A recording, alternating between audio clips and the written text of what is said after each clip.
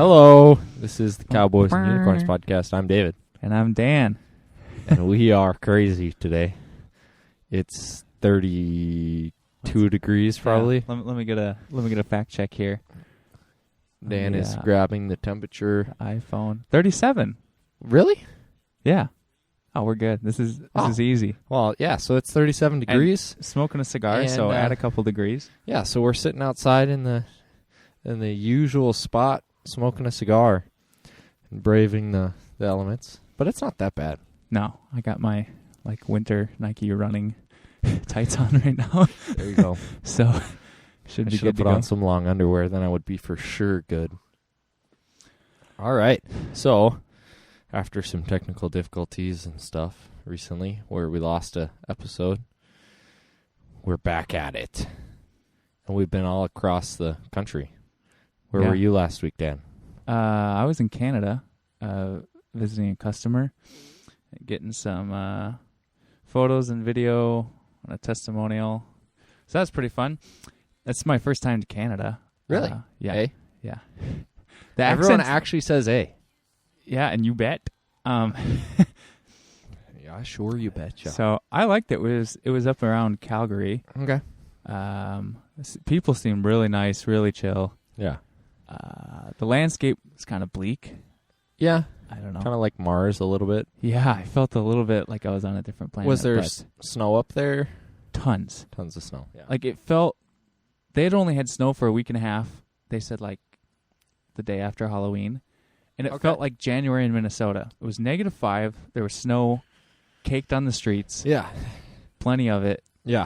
It didn't seem like it had just snowed a week ago. It was like they had set into winter already. Yeah. I think maybe it was late March or sometime in April when I went up there. That was my first time up there to Canada.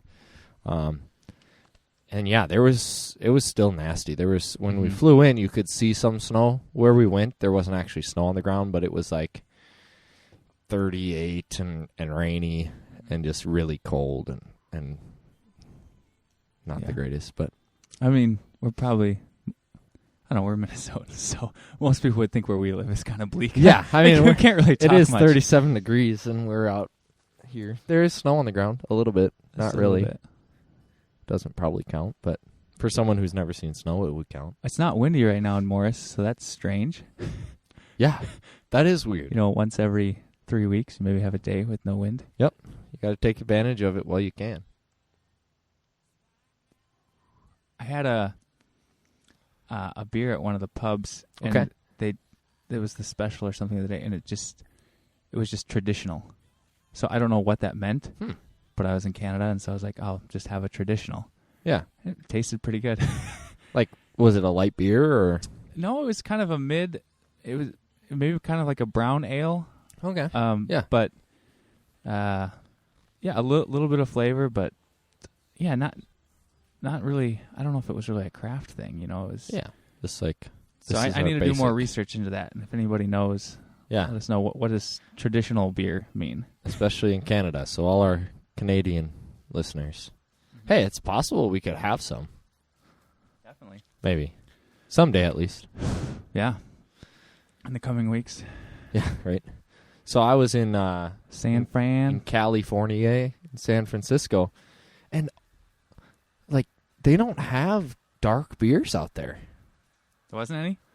Well, no, you're so, like north, that's like IPA country, isn't it? Yeah. So we went to ale. like a tap house one evening, and they had like the darkest beer that you could find like at any restaurant it's called Anchor Steam by Anchor, I think is the brewing company out there, and it's really good, but it's like amber, like that's the darkest that you'll find in most places.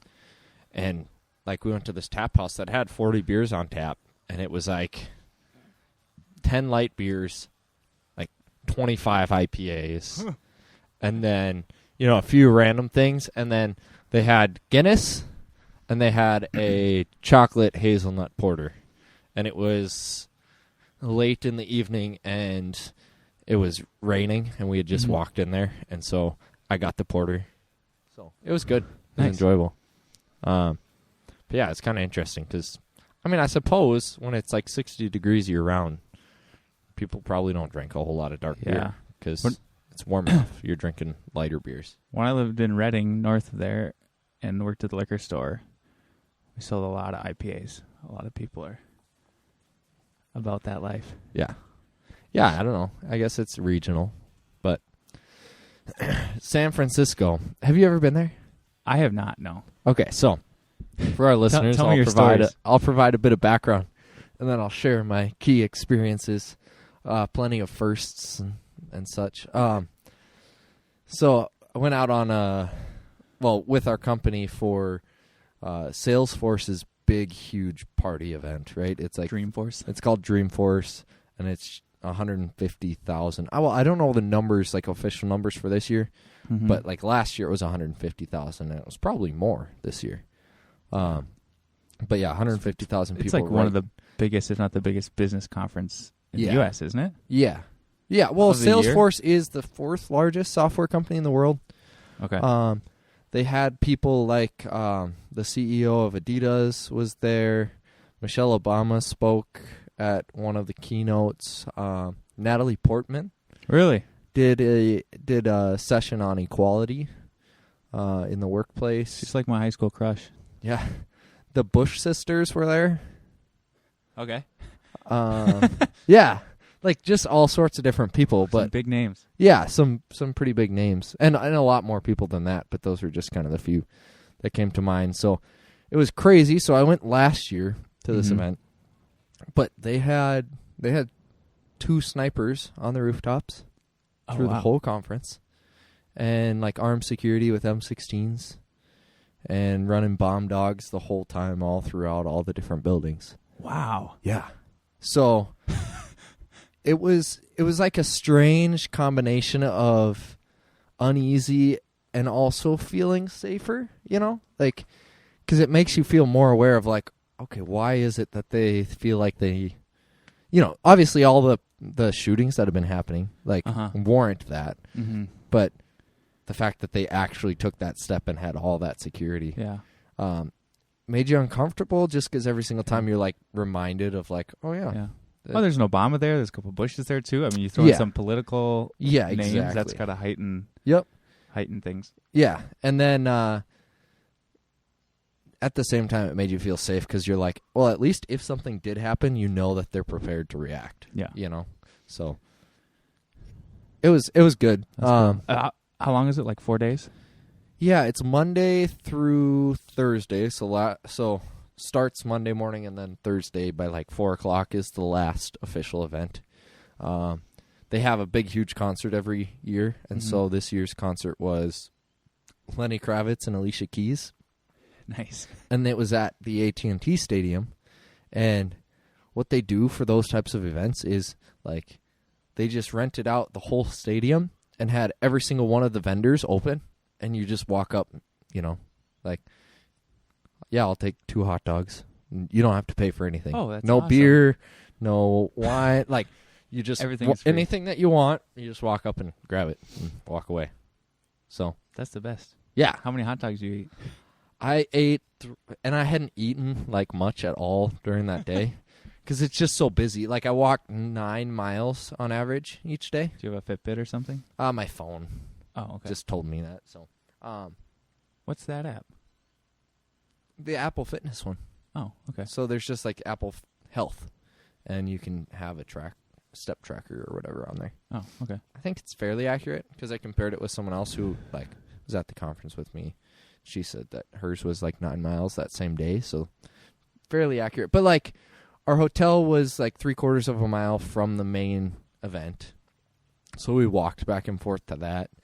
And then the concert was actually 2.5 miles from our hotel, but there's like 90,000 people who are going to go to that concert, and so you don't want to try and find a taxi and get stuck in traffic, so we just walked. How is Lenny Kravitz? So good. Yeah. Really? So the thing about him is there's only a couple songs that people really know.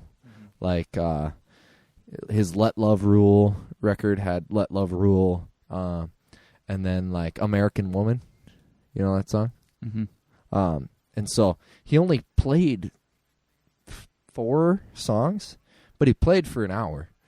And he only played 4 songs, but for an hour? There was like 25 minutes of straight solos. So like he had a saxophone on the stage, a trumpet, and then then just your basic, so really good guitarist, bassist, drummer. Was it cool or was it a little boring? I really enjoyed it. Yeah. A lot of people around me, right? Being a musician, I really like the trumpet solo was just crazy. Sweet. Yeah, let's look at the technical stuff. Yeah, it was like 5-minute trumpet solo, and you're like, this is insane. Like I could never do that. But yeah, a lot of people around me were like, just play music. This is boring. I'm gonna go grab another beer. Hooks? Yeah. So, but then Alicia Keys was fantastic. Really? Yeah, and I didn't even know she played like piano or anything, but she actually played piano. Nice. And yeah. When was Alicia Keys big? Like a while ago, right? Yeah, I would say probably when I was in like 7th or 8th grade was when. Usually they have people who definitely were big names, but maybe aren't like super big currently. Last year was U2.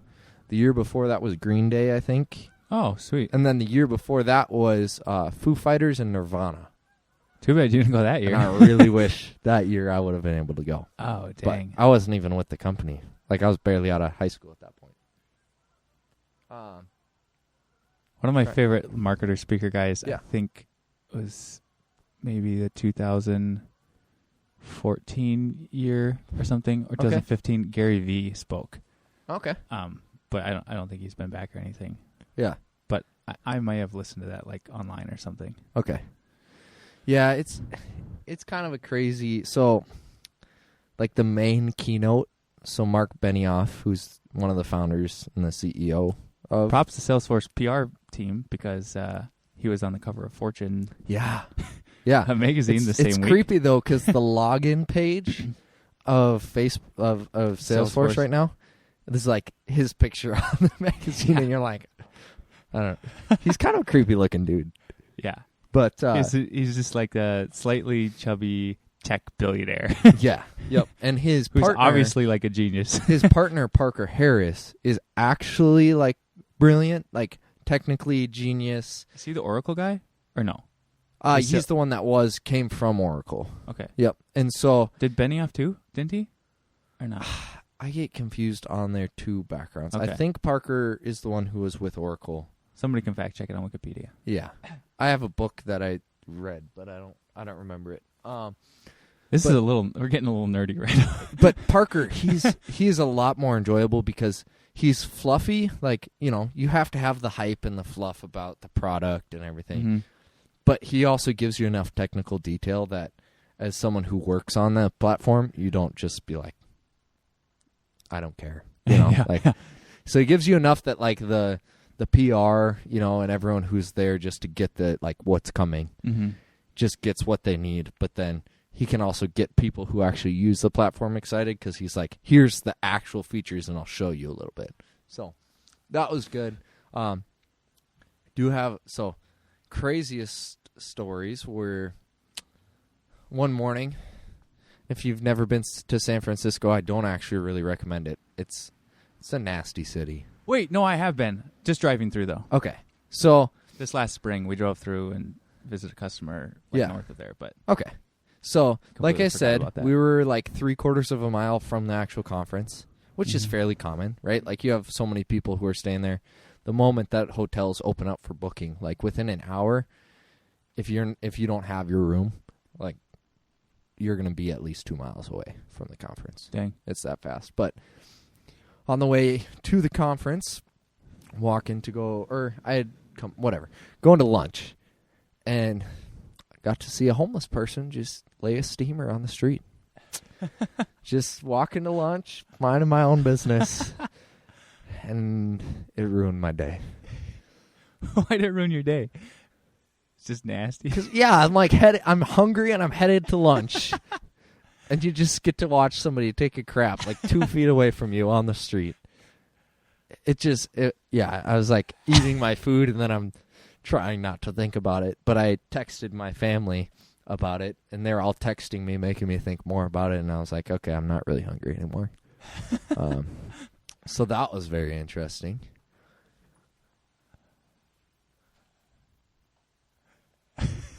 Hi, Christian. What's up, Christian?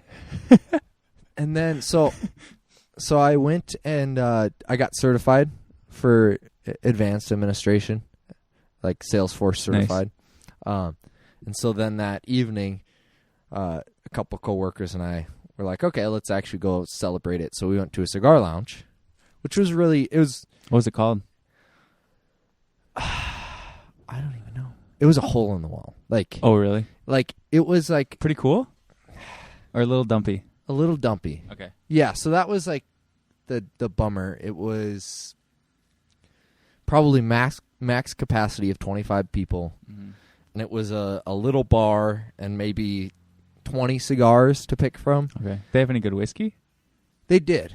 Yeah. Okay. They had a good selection of actual like scotches and whiskeys and such. Nice. But everything's super overpriced there too. For sure.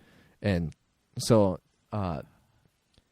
the worst part about it was they didn't have a good air filtration system. Like most cigar lounges that I've ever been to, it's so like the smoke was just sitting. Leather couches, and they have like heavy duty air filtration going on. And in here, like your eyes were stinging, and it was just like haze of smoke.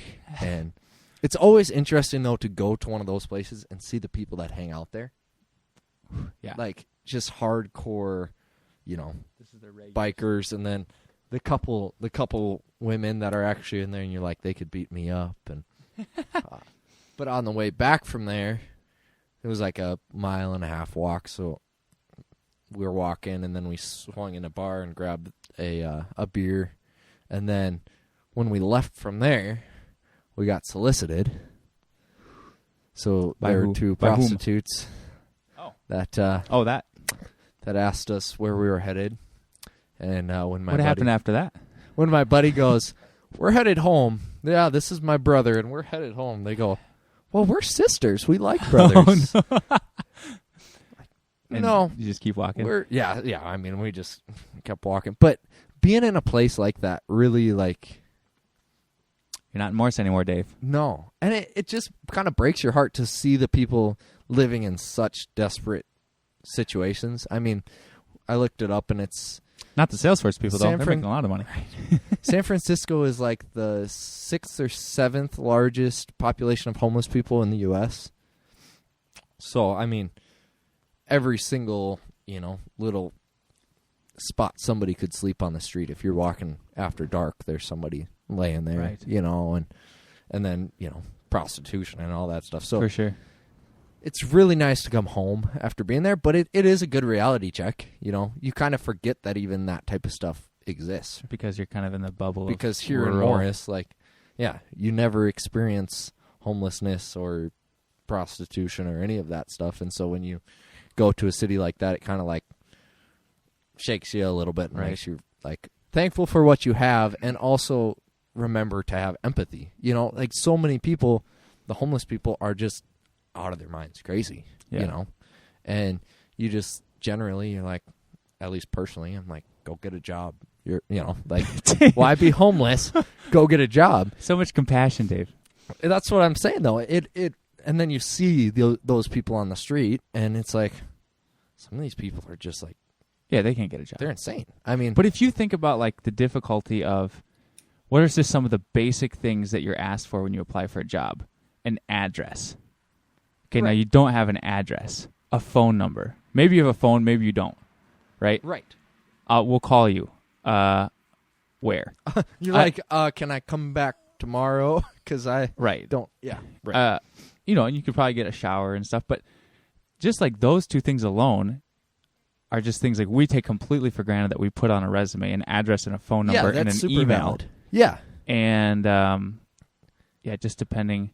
When I lived in Reading, there's quite a bit of homelessness. I think it was a city about it was 90,000 people, but there's 5,000 homeless people. Okay. So percentage-wise, it was decent. And I live close to downtown, so I was interacting with and around a lot of homeless people. And There's also a prison drop-off area at one of the local grocery stores. So there's all these people, like, fresh, ex-cons right out. And just, like, and a lot of them hung out at the library. And at the library, to get a library card, you needed an address to get a card. Right. So for those people, they couldn't even get a library card. Right. To get, like, I went there to and like learn and... Or it was, like, not even an address, like a proof of residence. Like, I went there to the library the first time, like, we need proof of residence, so I had to come back later. Sure. With, the lease or whatever, a copy of it, and say, here it is, because they had a bunch of homeless people hang out there. So that sort of opened my eyes to be like, oh, man, like, just even some of the most basic things that you need. Right. And I think maybe, I don't know if they let the homeless people, I'm just thinking about getting access to, like, the internet or an email account. Right. Maybe they let them, maybe you could do, like, a guest pass for an hour on the computer or something. Sure. But, it's definitely, I mean, it's hard, and I think it's important for people to go to a city like that or to another country and see, how people live and see people in these circumstances and situations that, like, based off of my experience growing up the vast majority of my life since I was 9 in small towns in Minnesota, like, I have all sorts of, like, perspectives and judgments about homelessness and all these things that are tend to be gross oversimplification of it, right? It's like, yes, there are homeless people who could just get a job, right? Like, and yes, there are people who abuse the government and, like federal aid and food stamps and stuff like that, but it's wrong of me to, like, jump to conclusions and basically be like, if you're homeless, get a job. Like, it's not that simple, right? Right. Well, you also got to think about, like, I mean, and all of this is guessing. I've never been homeless. Right. But, your situation where obviously a lot of people who are homeless had homes before, and a series of events happened, and now they're homeless. Right. And so it's like, like, for people like us, we have family members that have houses. We have... Right, where if something were to happen... Church connections that, a network of people. And then, like, imagine if you didn't have that network. Right. Where you couldn't make rent, and you couldn't make rent again, and then you were done. Yep. And throw in a touch of mental illness and a touch of addiction. Yeah. And then the emotional crushing of, I have no home, I'm a loser, and... Yeah. Or the amount of mistakes you've made. Right. Just like the emotional stress of, let's say you screwed your life up for 5 years or something, and your family left you. Yep. And then just even dealing with that, if you had a home, would be difficult, much less, I don't know. Yeah, and so then that's where the addiction, right, comes in, and so then just to, like, let go of the heaviness of your actual circumstance, then you get into all the drugs on the street and all that stuff. Right. And you have to continually keep doing that because every time you sober up, you're hit with the weight of your circumstances, Yeah. So, yeah, it's just a good eye-opener, Yeah. I was very thankful and grateful to come home. Yeah. But I definitely don't want to ever get to a place where I don't go out and see people in those situations and just forget about it. Stay grateful for what I do have. And when I lived in Reading, I didn't have a car, so I just biked across town to my job. Yeah. And across the Sacramento River on the other side of the city. And okay. So I was bike through downtown, like past the post office, where in the, like, park area. And there was always this one dude, this homeless guy, who sat pretty much in the same four corners of this like, just downtown chill intersection. Yeah. And he wore a suit, like an old suit. He wore it every day, like in the hot, like 100-degree Northern California weather. And I talked to him, I think, a couple times. Okay. One time I noticed he was smoking like little cigars or something. Yeah. So I was like, so I asked him about it one time or something, and he offered me one, which I was like, wow, look at this generosity. This guy probably doesn't have much money or many cigars or whatever. And I was like, I don't know, maybe I took it. I can't remember. But we had cigars at the liquor store I worked at. And so one day I finally felt like, man, so I bought this guy like a nice big fat cigar. Nice. And I gave it to him one day, and I didn't really talk to him much. And it's that weird thing where you're like, manage your own. I don't know. Sometimes you feel guilty when you see a homeless person, And you're what do I do? It's like you said, you kind of got to face it sometimes because it's a reality for some people. Right. And it's easy to not think about it.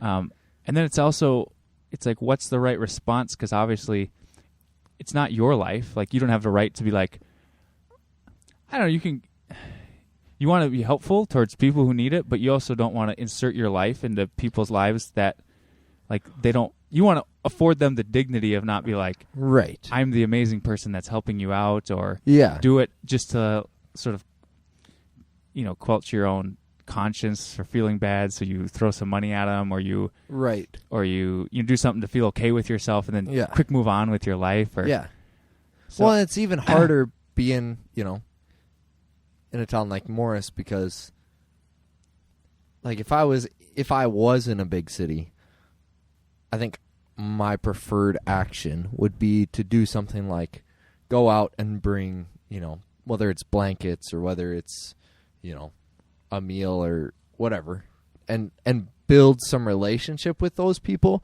and hear their stories and see if there's a practical way that you can help them out. Or just actually, like, become friends with a couple homeless people. Right. And not intrude, not assume. Right. Like, actually just become friends with them. Right. And then, if they need help, or if they want help, or if they don't, or whatever, just kind of proceed from there. Right.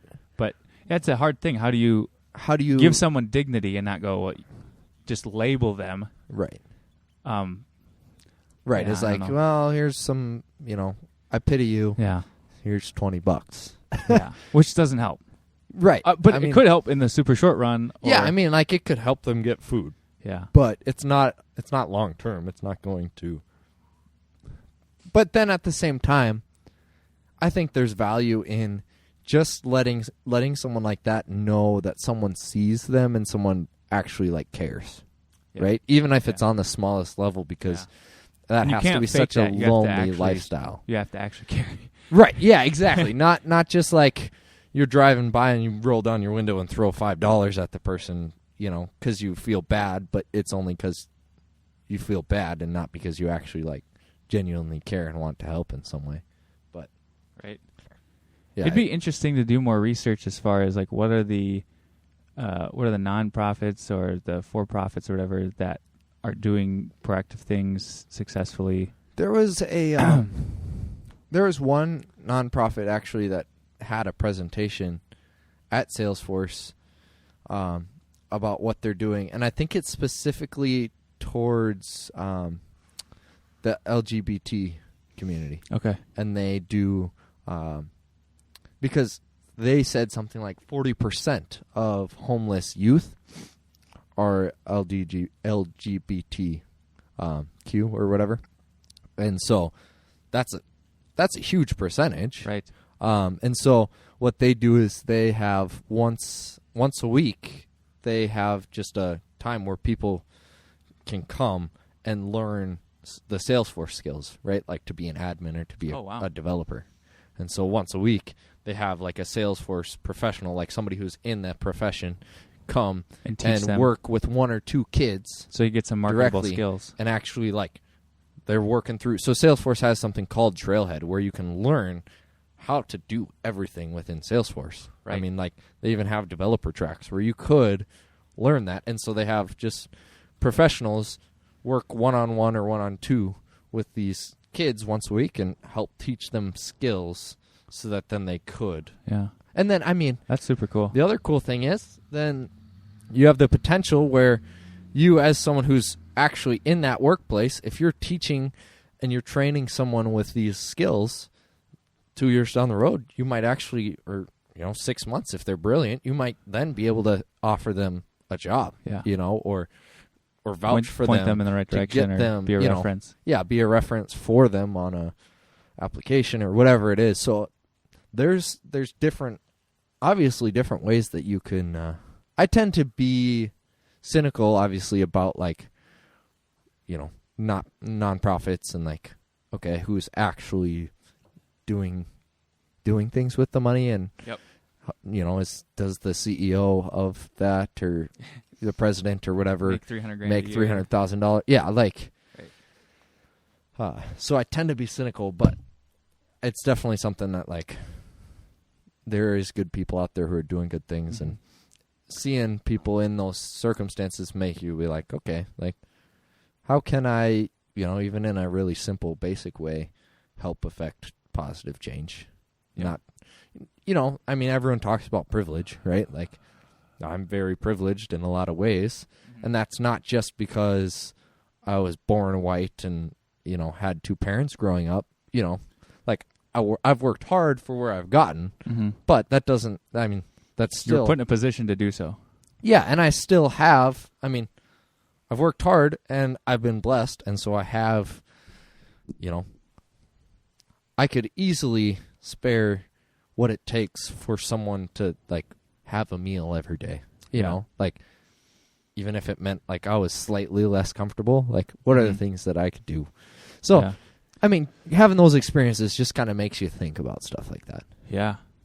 I heard about this one, I think it was in, it's kind of funny you mentioned the Salesforce conference thing. It was a company that was doing some marketing, and then one of the marketers was presenting at, like, the Adobe conference.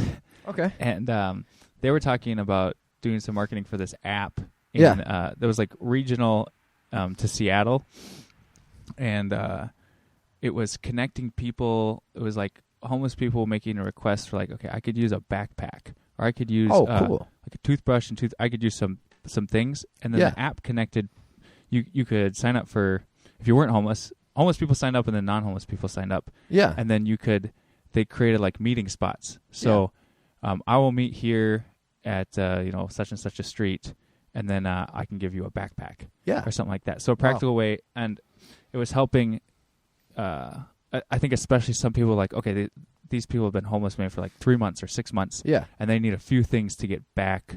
They got to send their kid to school or something, or it's, a family thing or whatever. And they need a couple of just essential things. And maybe you have that sitting around your house, or maybe you could buy that and give it to them. Yeah, how many backpacks do I have sitting around my house? We'll basically facilitate a place where you guys can meet up.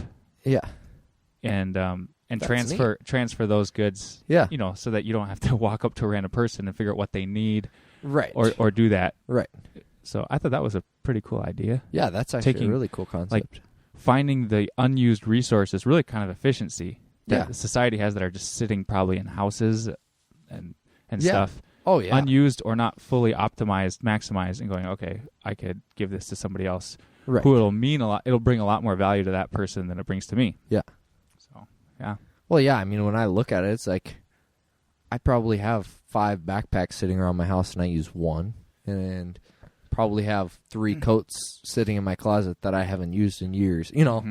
There's things like that if you had a practical outlet where it's like, I can actually hand this to someone physically and know, like, hey, here you go. Yeah. Would be pretty cool. That's a great idea. The when I was in college, the Newman Center, like the Catholic student ministry thing or whatever. Okay. Every year they would do, like, this thing where you spend a night sleeping outside or something, like in remembrance of the... Oh, yeah. Anyways, there was a student actually from UMM who had been homeless for a time. And she came from a rough family situation, and she kind of told her story. Wow. So I was kind of thinking, like, oh, I think she was from Duluth. So, like, how does it... I think, like, in a place like Minnesota where it gets cold every year, it's less visible. I mean, especially in rural areas. Well, yeah, I mean, there's not... Maybe you're couch surfing, and there's... Or well, you're in and out of places, or you're relying on friends, or, like she said, she'd go to do a semester at... on campus. Yeah. And then she's like, I don't, like, the dorm's closed for 2 weeks. Yep. And I don't really have a family to go back to. Like, I can't, my family's completely dysfunctional, or they're on drugs, or whatever it is. Yep. I can't go back there. Like, what am I going to do for those 2 weeks? Yeah. Because I'm in college and I'm doing that. But, so she shared a story, which is interesting. And then we went to go, like, sleep outside. Yep. And I'm a weakling. I think it was in October, maybe November. It was cold. Yeah. And so we were sleeping in cardboard boxes. And I think I fell asleep at like 11 or at like 10:30 or something. And then I woke up at midnight wide awake. And it's like 40 degrees out. Yeah. And you ever get that feeling where you wake up and you go, I'm not going back to sleep. Yeah. and my house is literally 2 blocks away. And I was like, I don't know if I'm a bad person for doing this or whatever, but I'm not falling back asleep. And I walked up the hill, went home. Oh man. I was like, yeah, if a homeless person had access to a home, they'd go sleep in it. So I will too. Yeah, there you go. No, even what you said about Minnesota, it is less visible, but like we were up at I called it like the One Loaf at a Time symposium or whatever, but it was talking about like, sex trafficking and all of this stuff that's happening in Minnesota. Yeah, kind of behind the scenes. Yeah, behind the scenes, and they actually talked about, the stories of these women who like live on the Indian reservation, and like as a 16, 17-year-old, they'd get kicked out of their homes. Yeah. And then there were men that would prey on that. And so then they'd be like, well, it's the middle of winter. You can move in with me and trade sex and all this stuff, right, for a roof over your head.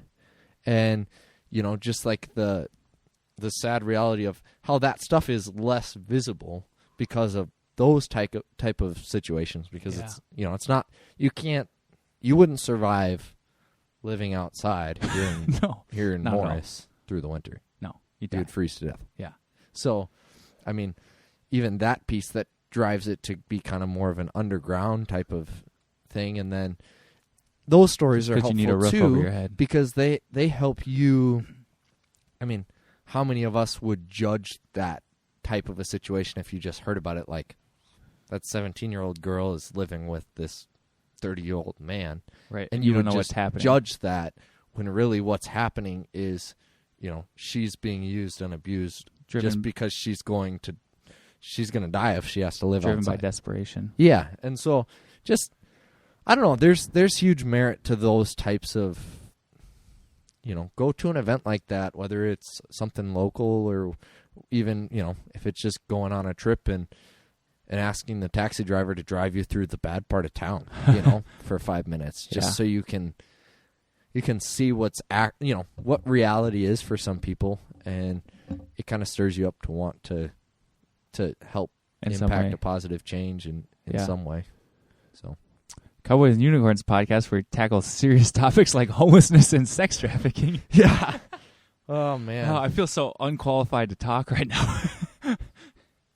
But I don't know. I think that's kind of the hard thing, is that most people don't feel comfortable, right, talking about that type of stuff. And if you don't have experiences with something, then you feel like you don't have a voice. But it's important to just talk about some of that to help normalize it, not in an unhealthy way, but in a these things are real. And how can we help out our fellow man? How can we find something, whether it's a nonprofit or whether it's as practical as walking down the street and giving someone a backpack, right? But, do some good for someone. Boom. Any other crazy stories from San Fran? Do you have any good food? I had some really good food. We went to John's Steakhouse, which is right downtown there. So it's always great to have the company pay the best steak that you can have, like, just about anywhere. But it's also kind of depressing, because then you're like, yeah, I'm never making steak at home or ordering a $20 steak at some little restaurant in my small town cafe. ever again. Like, or bar and grill. Yeah, when you have steak like that, there's nothing better. I had crab legs for the first time. So I'd never had crab legs, and that was really good. We went down to the wharf right there, so you can see Alcatraz in the bay. And that's kind of just a cool area overall. But I had never had crab legs, and I was always intimidated because I didn't know how, you have to crack them. Yeah. I don't think all I've the ever work. had crab legs. But then a couple coworkers ordered them, so I was like, well, I'll just order and I'll watch how they do it and figure it out. And it was good. Yeah, it was and then they had, that restaurant had their world famous vanilla custard. And so was like a meal with clam chowder and then crab legs and then their custard. Their custard was like the best like ice cream custard whatever I've ever had in my life. Yeah, it's fun when you get to try that. I remember one time. So my mother-in-law, she likes to go to Vegas, and she's been going there for a long time and gamble, and she's been going so long, she builds up all these points. She gambles, she puts in her cards, they recognize you, and then she's been doing it for like 20 years. So rewards points? Yeah, rewards points. So over all these years and stuff, she gets like all these things comped when she goes just for free. So I went there. It was when I was living in Reading, and I went with my then girlfriend, now wife, and so she was taking us to these nice restaurants, like in these casinos, and it was for free because she had all these points. Sure. So like we're staying in this nice hotel room and going to these nice restaurants. And at that time, I was broke. Like like I had a part-time job. I think I was sleeping on an air mattress in an apartment. With my buddies, and we were just kind of showed up in Reading with no connections or anything, and just tried to live, which was super fun and a good experience. But I was really poor. I was as far as like the yearly income fresh out of college, I was definitely into poverty. Right. I got free healthcare like that when I. I suppose you didn't have to start paying back your student loans at that point, or did you even have? I had no student loans from undergrad. I do now from grad school. Yeah. So I wasn't really worried about that, and I kind of I did an internship I was doing for free. Yeah. And I was doing grad school classes online, and then I got a super part-time job. Yeah. But she takes us to this restaurant, and I order this steak that's like a $70 steak. Yeah. And I mean, amazing, like New York strip like thing. And part of me was, because I was so poor and I was feeling so poor, I was like offended myself. Like I was like 70, like I was thinking of like all the things I could do with $70. With $70, I could, I could do all this, and then you're just kind of sitting at like, you feel like a rich person table, you know, in this nice restaurant. I was like, what am I doing here? But I've learned to try to just enjoy things, whether I feel like, you know, if something nice comes my way and somebody else is paying for it or whatever, I'm gonna try to learn how to just receive it and not think like, you know, because in that moment you're not doing any good to not enjoy it. Right. Well, and it's like you wouldn't have the choice of, hey, can I eat a McDouble at McDonald's and you just give me the $100 my that mother-in-law's you're going to spend on me taking us this out. meal? It's like got to go for it. Yeah. But you have to be able to appreciate those things. Not be too religious about it. Yeah. Yeah, you can't. Yeah. I think about that story in the Bible where was it Mary Magdalene or one of the Marys like anoints Jesus' feet with that oil that was like a whole year's savings or whatever. Yeah. And how some of the people were offended, like, you know, what are you doing? And about how Jesus was like an itinerant preacher, you know, like, you know, ex-carpenter, used to have a job or whatever, but was living off the support of others, was not opposed. He had no self-righteous ideas about, someone gave me a gift, and it was extravagant. Like, don't pour that on my it's feet. too I extravagant. really appreciate it, but just give me that and I'll sell it. You know? Right. That like kind of that lesson that when someone gives you a gift, you know, have gratitude, be thankful, but don't disdain the gift. Yeah. If someone's willing to be extravagant, because it's their decision, it's not yours. Right. And it's, you know, it's rude to turn something like that down. Right. Yeah, I mean, I think of even like our trips to, when I was 15, went to Nairobi, Kenya, and helped do worship for like the Evangelical Free Church's National Missions Conference. And I mean, you see the level of poverty there, and then we're being put up in like a resort, you know, like you drive through like the huge homeless district that's just like miles of like these tin huts, and you drive up into the mountain and you're at like this lush casino, or not casino, but like resort with all the food that you can eat and all this stuff, and you're like, you feel guilty about that, but you can't, right? Like it can throw you for a loop, though. Right. I guess it is important to stay in touch, right? Like if you can drive by people in poverty and see all of that stuff and you're just like so callous that you're like, well, they didn't work as hard as I did. Like if they would get off their butts and go do something, then they could make something of themselves. Like if you get so callous that you can see people who are hurting and in pain and, you know, just not have compassion. Not have compassion, then you're not a very healthy person.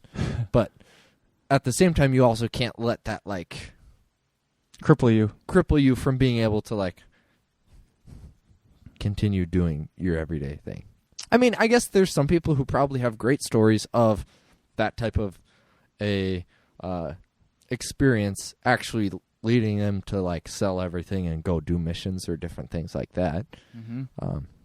Do you think a lot of I mean, I am no expert at all, but do you think a lot of the poverty that we see in the world is partially, I mean, obviously there's different like geographical and like infrastructural reasons, you know? Yeah. But do you think sometimes I think because obviously there's super abundant places and cities and countries and states that are experiencing prosperity and wealth, and obviously there's other places that are just devastated.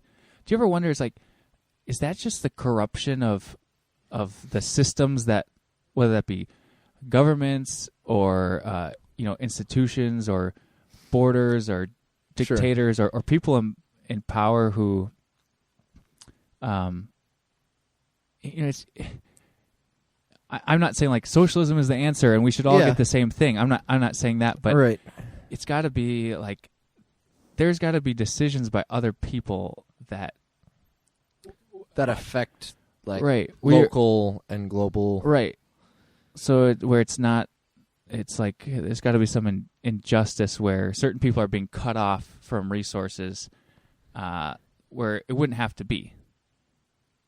Because you always hear I'm sure that happens for sure. Yeah. Or just like logistical things. Yeah. I mean, even just like location. I mean, like we talked about how in Minnesota, like the homeless population, like that number is way down.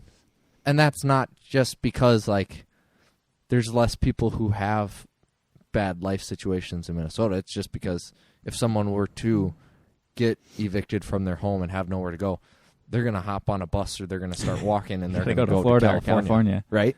Like, yeah.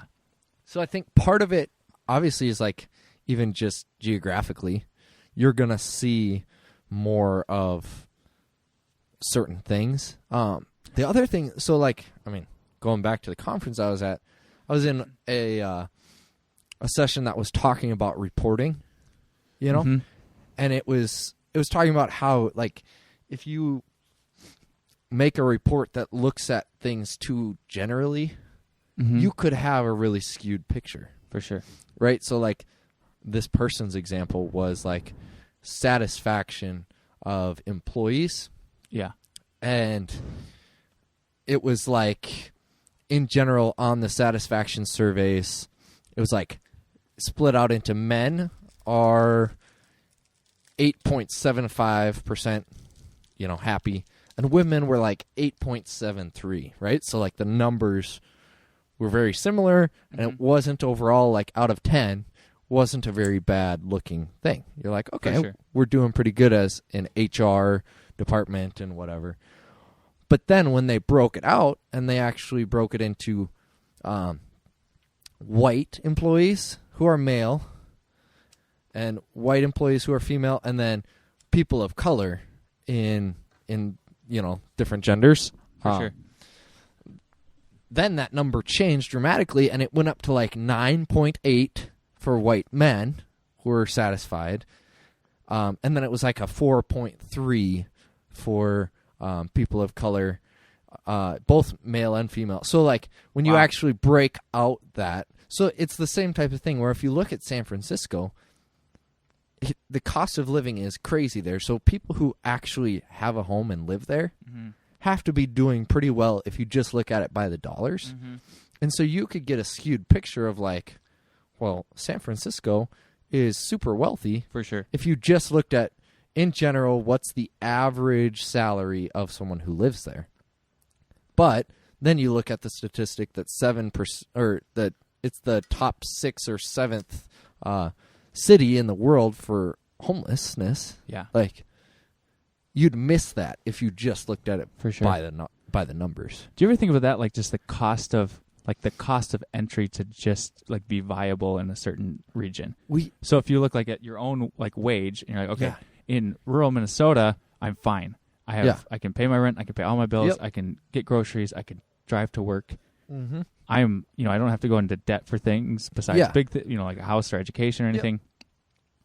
But if I made the same wage and I lived in San Francisco, I'd be stressed to the max. So I mean, my job would probably pay more, the same position. Right. Cost of living. But if you just transferred me with the same wage to a different place, I would be freaking out, and I would live in a super crappy apartment, and probably not able to eat as much. We talked to a taxi driver who has like a 1-bedroom apartment, and his rent is $1,500 a month. Yeah, it's nuts.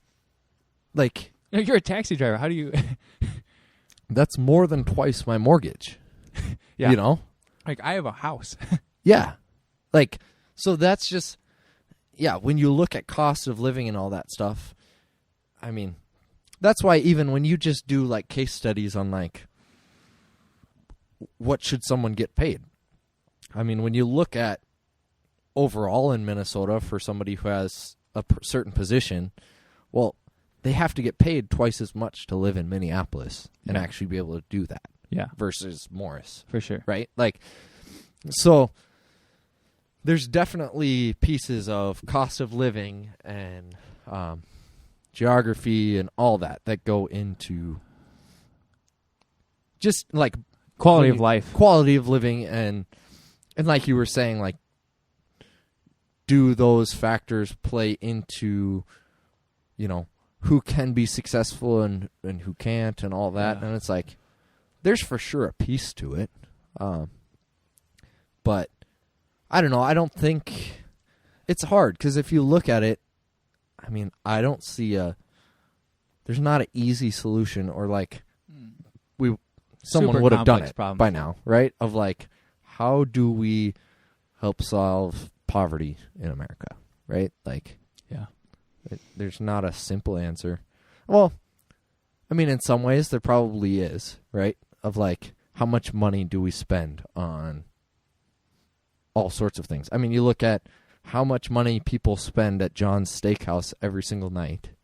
And if those people instead went to the grocery store and cooked a meal and paid the difference of what they're doing to actually help someone who is struggling, right? Mm-hmm. That alone would probably actually make all the difference. So then there's like a million other factors of just like personal things, right? Where you can't just throwing money at a solution. Right, you can't just doesn't get to the root problem. Right. There has to be like, I mean, you could talk about families and people's family structure. Do they have a supportive family? Right. Do they not? Access to education. Then, if they get that education, will it actually benefit them in the workplace? Does that match up? Right. And then, there's like, and then people's personal ambitions, what they want to do, what they don't want to do. It's if you want to be a teacher and you pursue that, or you want to be a doctor and you pursue that, and you could do either. You're gonna have more money at the end of the day if you do one versus the other. Right. Right. Sometimes it's crazy how well things work. Yeah. I think. Yeah, I agree. I mean, that's the hard thing is there's so much complexity that really it comes down to, I think, like on the most basic level, it comes down to each person's, like, if each person had like perfect personal accountability, of like seeing themselves in a right light in accordance to everyone else and seeing others as more important than themselves, like that would make the biggest difference, I think, right? Because if all of us are walking around And every person that we look at, instead of our first judgment being like, well, you know, what'd you do to screw up your life, and why should I give you my money to, you know, I've worked for this, and obviously you haven't worked for your money, or else you wouldn't be living on the streets. You know, like, do you ever think about how weird money is? So, you know, like if you lived like in a trading society, you just have to trade goods and stuff. Right. And obviously we all specialize so much. You know, we do one basic job, and then we need everybody else to do their basic job so that there's food. Because like no part of my day is about planting or hunting food. Yeah. But I have food every day. And so it's like you just have like these credits. Yeah. And then they're kind of, you know, there's cash, and that's physical, which obviously is just paper, but it's like that's a representation. But now, because so much of it is just a number in a bank account, it's sort of like how do you conceptualize it? You know, because it just how it appears is digits on a screen. Yeah, right. And it's like, well, I have more digits on my screen. I mean, it's directly correlated to the, you know, like the work you do or the position you have. Yeah, but the physical manifestation of it is so weird. You're just like, oh, good, I've got. There's an extra zero. Like if you just put one extra zero there, it would completely change my life. If you put two extra zeros, it would radically change everything. Yep. Obviously, those are representative of something. But those numbers live in a database in like Wells Fargo for me. Right. Yeah. Yeah. It's sometimes you wish there was an error in your favor. Right. I don't know. It is kind of. I mean, when you look at. I mean, I think we've overcomplicated everything in our current world, right? Like, when you look at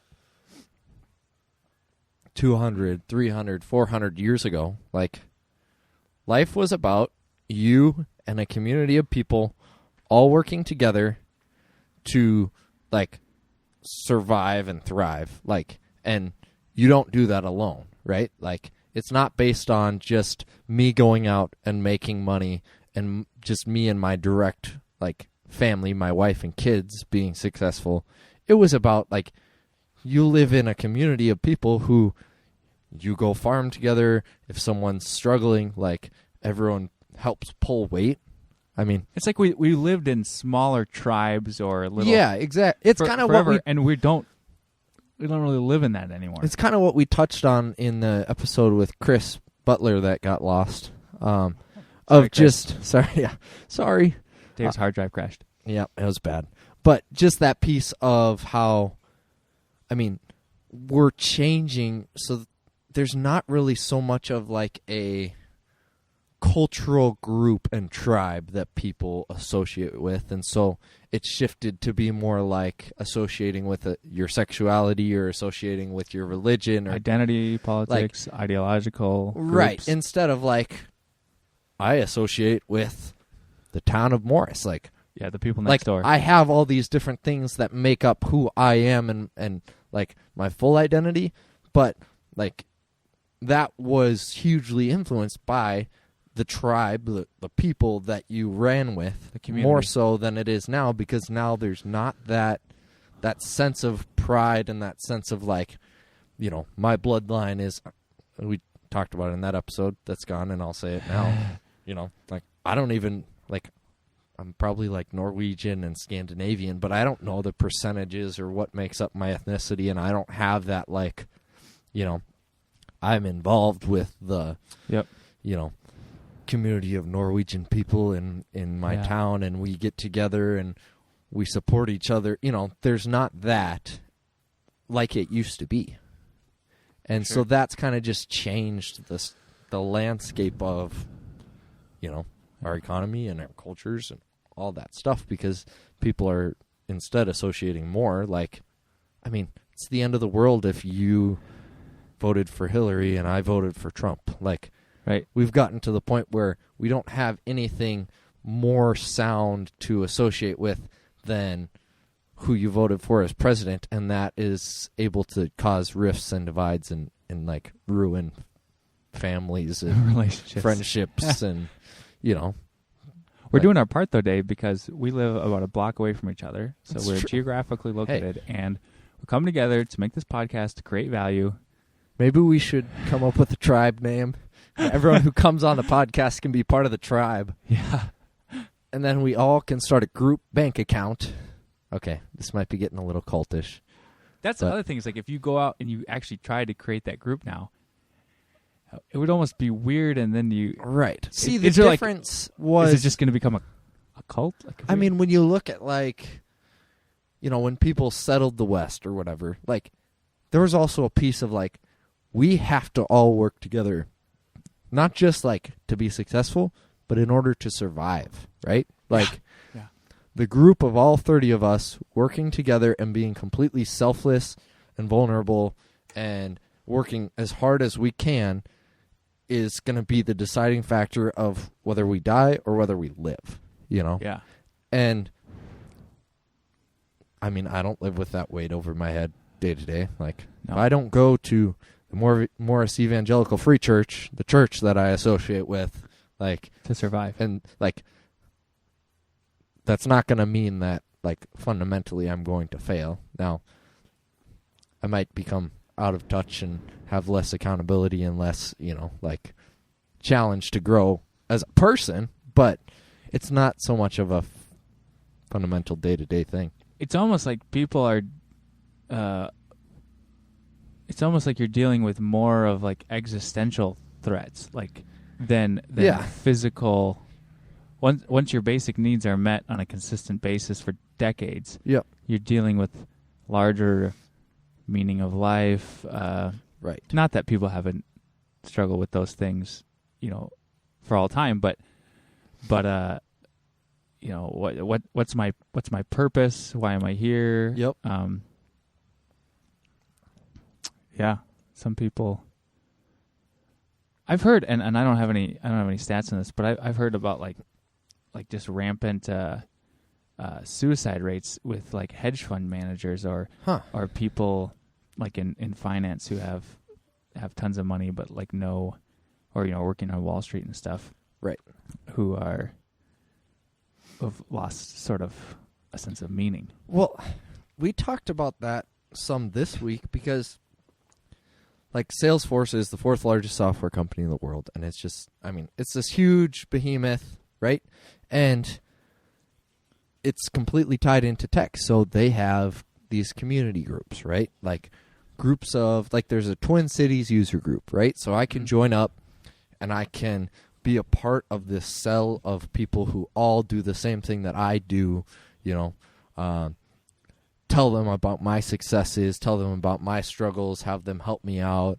You know, I can go to this big conference and feel like plugged into these group of people. Yeah. And people are putting identity and like making their community not where they live, but like it's tied into their profession, right? Like what they do every day. Yeah. And then when they get off work, they're on the success community trying to help other people's with their problems and trying to feel validated that they know what's, you know. Yeah. And you can find purpose in that.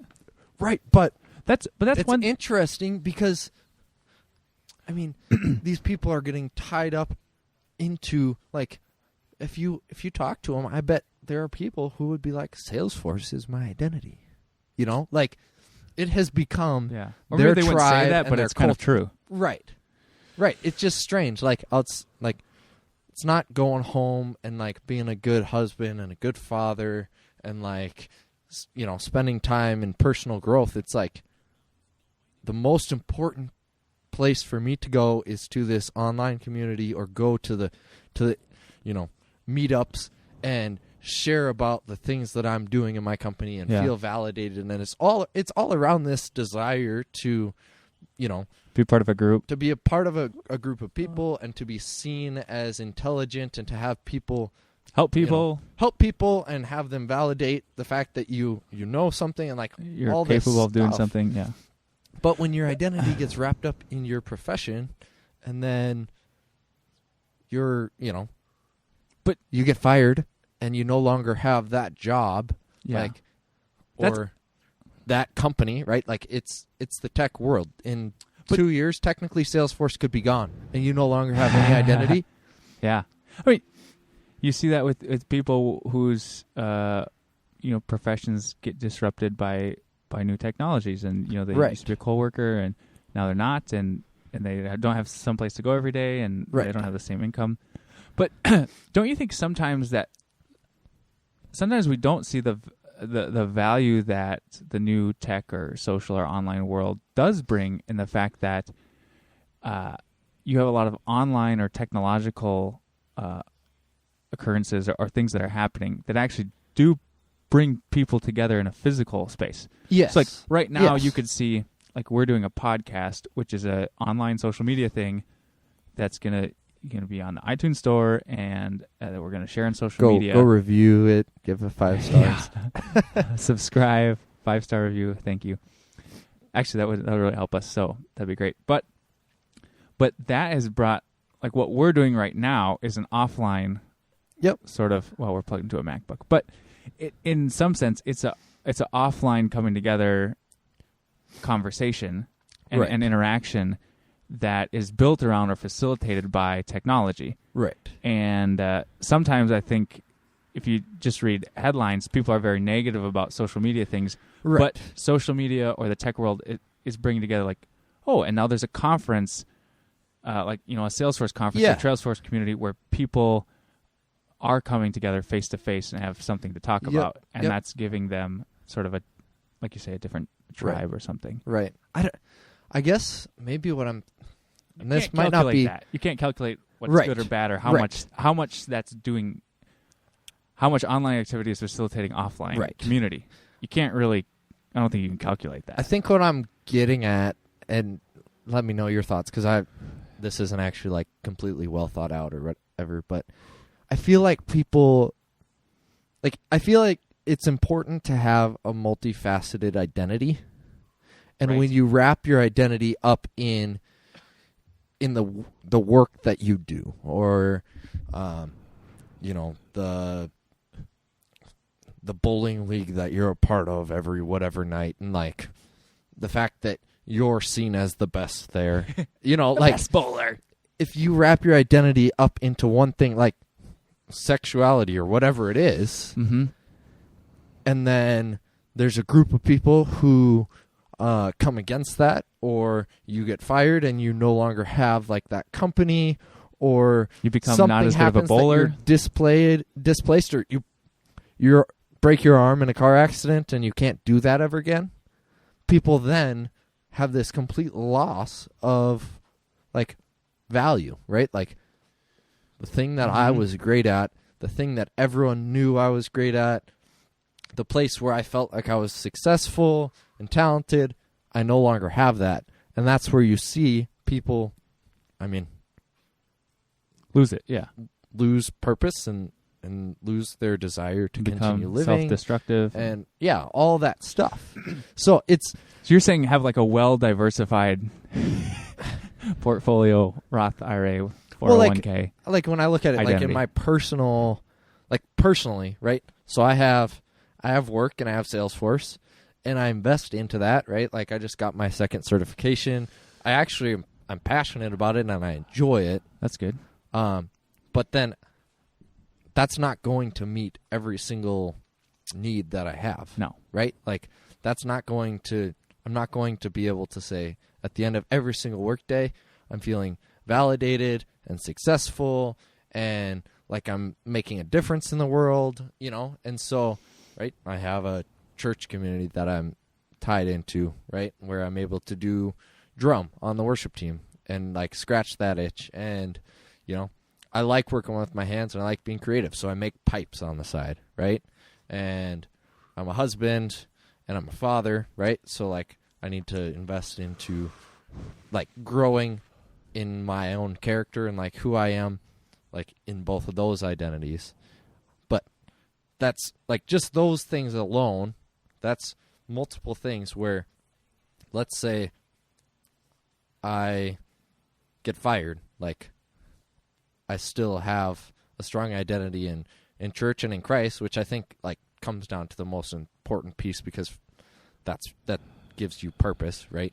but I still have my family. I still have all these things, and I'm not going to be like, well, I'm a failure, and I'm like, how am I going to like have meaning? What's going to wake me up tomorrow morning? You know, you might think that for like the first little bit. Yeah, like fired. Anyone goes through some, like if you go through anything, like experiencing loss, any type of loss, like you're gonna have those things. But if you don't have other things in your backup life plan or that you're passionate about, and where you have community, and where you know that, you know, like a sense of importance and a sense of worth, like if that's all wrapped up into one thing, there's going to come a time where that one thing is going to let you down, or is going to crumble, or whatever it is. So here's something to counter that. I agree with you in that, like for me, I would try to do different things. I've got career goals. I've got family goals. I've got, I mean, maybe they're not written out and all. I don't recite them every morning like Corey Schmigel, but but you know, they exist. I have running, I have writing, I have personal things, whatever. And that sort of helps you live a well-rounded life. Yep. I would say the case where that doesn't seem... It seems like some people who really excel or who bring us new things in life, or have one idea that they champion for 50 years of their life, they often seem imbalanced. And sometimes that imbalance brings a bunch of value to other people. So, like if you're Steve Jobs, and you've got this goal, or you're Mark Benioff of Salesforce or something, you're making sacrifices probably in a bunch of other areas. Like you don't have time to work out. You don't have. I don't know about Mark or anything, but you don't have time to work out. So. You have to take less. You can't hang out with your wife as much, or whatever you're doing. But then sometimes I feel like it takes that. You've got like these hardcore nerds or business people or academics who give their whole life to one thing, and somehow that brings value to the world, to your community or something, because you forsook a lot of other pursuits. Like if everybody was well-rounded, how much innovation would we experience? If everyone's sort of... I don't think well-rounded necessarily means like, okay, I have it laid out like I'm going to devote an equal percentage of my time and energy to each of these things across the board.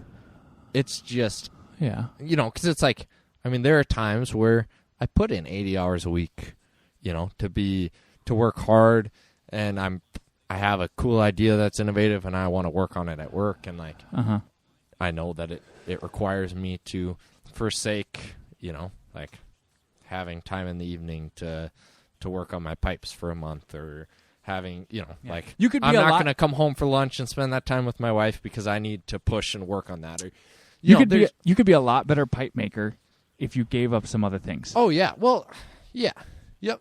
I could be a lot better runner if I didn't care as much about watching Netflix or writing short stories. Right. Or spending time with family members. I could just say nope.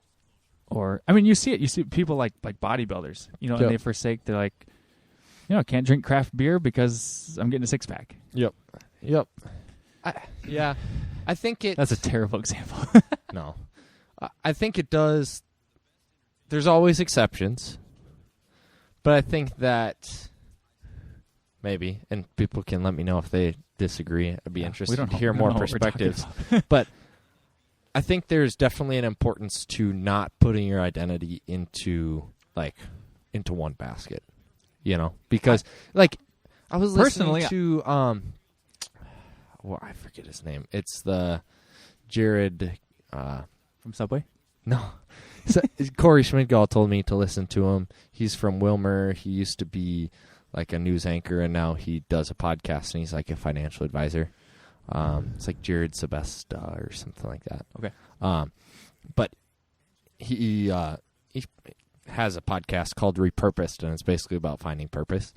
And he talked about, how so many people, when they're talking about retirement, don't have like a plan for continuing to have daily purpose after retirement, right? Yeah. It's like, well, like I've worked for 60 years as, straight and made all this money, been successful. Now I've deserved it and earned it. I'm going to go retire at my lake home. I'm going to drink beer. I'm going to fish. And like, that's maybe not enough. And that not having like something that's driving you, something that, keeps you waking up every morning and, having wins and still feeling successful in areas, like he said, like that actually tells your body, like, it's okay. Like, it's time to shut down. Yeah, it's okay to die. And so those are the people who have heart attacks 2 years later. And, because there's no purpose beyond just like, it's like the farmer who worked go do something insane hours his whole life and then retires and goes like, and dies. Yeah, his example was there was like this mailman who walked 10, 15 miles every single day delivering mail. And when he came in and was like, yeah, I'm going to retire next year or whatever, he asked him, okay, what are you going to do after that? Like, you got to have a game plan. What's your plan? Because if you go from walking 10, 15 miles every single day and, to sitting on the couch and going out and drinking at the bar in the evenings with your buddies and telling stories about the good old days, like, you're going to die within a few years. Because you're telling your body, like, okay, you've been going strong for the last 60 years, and we're done. Like, there's no more need to continue. For sure.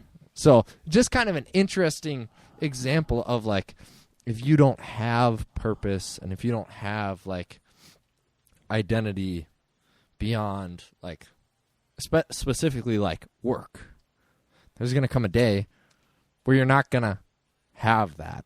Mm-hmm. Like, for sure. Like, all of us at some point, we're not going to have work, right? Like a day job that you have to go to, whether it's when we retire or whether you become paralyzed and you can't, like, whatever it is. AI takes over and everything's fine. Robots. We don't. There's a robot coffee shop in San Francisco. Like, it's a robot, and you go order, and it makes your coffee, and it comes out on like a little conveyor. Wow. Yeah. Sweet. So, anyways, I don't know. I think I should probably think about that a little more. I should probably think about some things that we talk about on the podcast a little more before I talk about them, because maybe they're not super well founded. But no, I think those are some good ideas. Then we'd have to like prepare for these podcasts, right? And then it wouldn't be quite so laid back and enjoying a here's in the show notes, you'll see a link to a PowerPoint where Dave explains the meaning of life. Yeah. So what did you smoke today, this fine evening? Let's see here. Let me find the wrappers here. This first one I smoked was a Fuente Grand something. All right. I got it at a smoke shop in Wilmer. And then the second one was the Sosa that we smoked before. Well, smoked on the podcast. That is that one we smoked? That no one will ever hear because it crashed on Dave's hard drive. So those, I feel so much shame right now. So, those Sosas are like maybe a $2 cigar at most, but we've had them for maybe 3 years now. They're so good. So they're really well aged and they taste really good. They taste amazing. Yep. And I had a My Father cigar, and it is the Flor de las Antillas. I probably didn't say that right. Flor de las Antillas. Yeah, thank you. My interpreter over there. I don't know. And I had the Leinenkugel's Snowdrift Porter. How was it? And I don't know. I feel like Leinenkugel's is kind of like the master of the easy drink. The good beer but you're never going to have something from them that is like, this is great. Yeah. So it's like... It's Wisconsin, maybe right? Wisconsin beer? Yeah. And it's maybe the like smoothest, lightest tasting porter I've ever had. It's like a session porter. Yeah. But it's good. It is good. That's good. And it's nice and cold, like my toes. My toes are freezing right now. Yep. Should have put on some... I was drinking some Cabin Still Kentucky Straight bourbon whiskey. Bourbon $11.99 at the Morris Liquor Store for a liter. So that's like something college kids drink, Dan. You should be drinking something a little more expensive. Yeah, I gotta talk to my boss at the wage review so I can get some. Start buying some more expensive whiskeys.